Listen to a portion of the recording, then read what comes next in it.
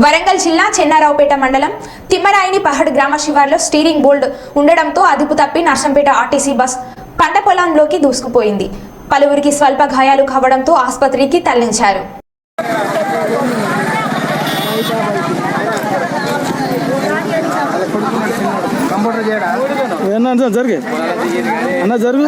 నెమ్మది మాట్లాడు మరి ఆయనతో ఎవరు సూర్యనాయుడు మాట్లాడు. మామ నమస్తే. సెల్ అడ్డం పెట్టి వీడియో తీస్తానా? సెల్